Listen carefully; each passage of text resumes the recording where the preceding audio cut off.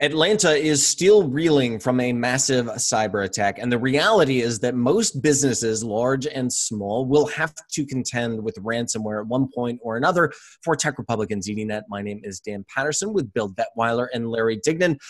Larry, there is a Verizon report that talks about the extent to which ransomware is in the market, but I understand from what you've researched that actual malware is on the decline. Yeah, so the Verizon breach investigative report or investigations report. What's interesting there is they found malware is actually going down a bit, but ransomware is on the rise.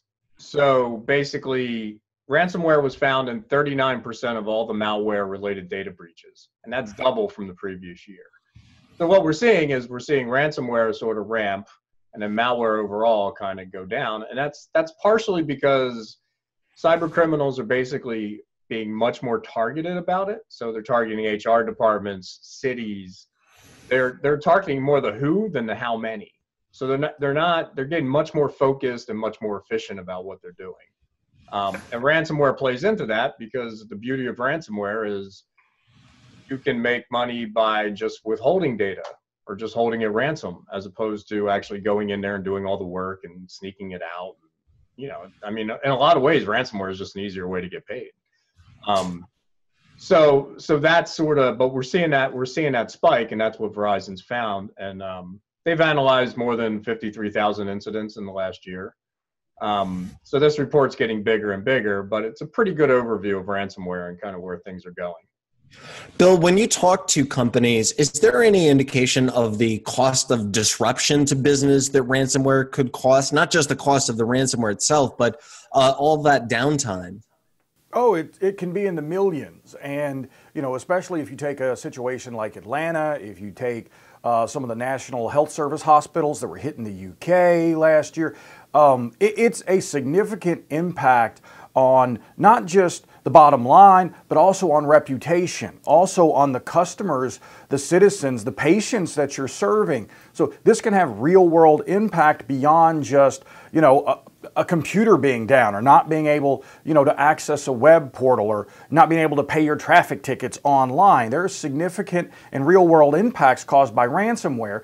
And that's what the perpetrators, that's what the attackers know, is they understand that these have significant costs, and often the amounts of the ransoms are fairly low. I think the report stated in the Atlanta attack that they were only asking for just over $50,000 in Bitcoin, right? And so what you have is, would you rather have millions of dollars, weeks of downtime, you know, thousands of hours of IT staff and law enforcement and you're just regular city staff trying to overcome this? Or would you rather pay what's an insignificant amount of money in the grander budget, you know, to have things back up and running quickly, right? So it has a significant impact on, you know, on companies. And a lot of times that's why ransomware is so successful, is because they're asking, the cost is so great versus just paying the ransom. Now, you know, most law enforcement agencies recommend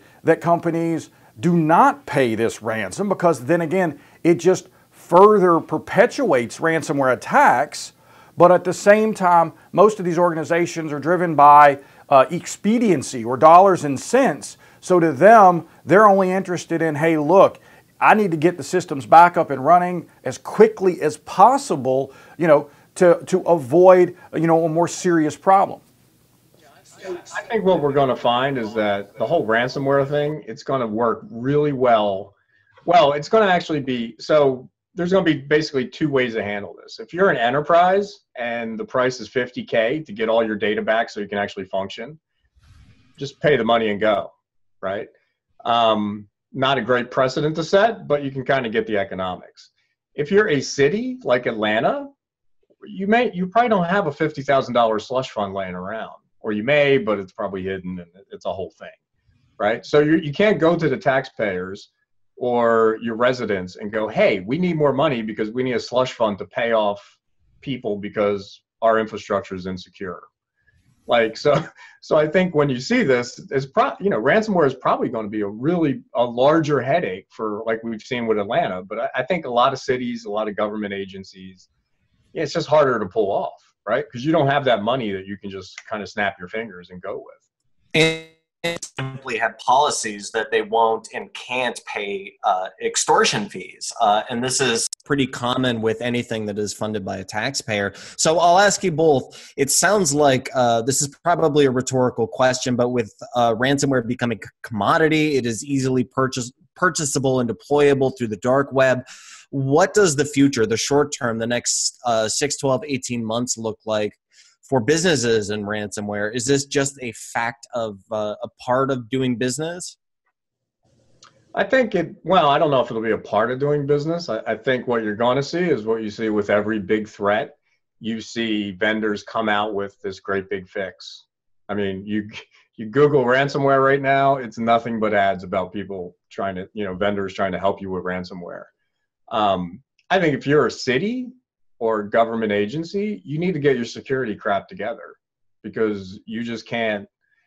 You got to button things down, and I don't think the security has been dedicated, over time. So I think it's almost. I mean, this goes for enterprises too, obviously. But yeah, I just think we're going to see more of this. It's the economics are there, the technology's there. It's not hard to scale. It's just a better way of cybercrime. Bill, where can we go to learn more about policy manuals, advice, tips and tricks, cheat sheets on how companies can respond to and prepare for ransomware attacks? So definitely check out ZDNet and Tech Republic for all the latest news, the latest analysis on ransomware attacks, and then check out our premium content site, Tech Pro Research, where we have original research on security on everything from IoT to ransomware attacks and to cyber warfare, and of course free downloadable policy templates for registered members that can help you craft a good ransomware cybersecurity policy.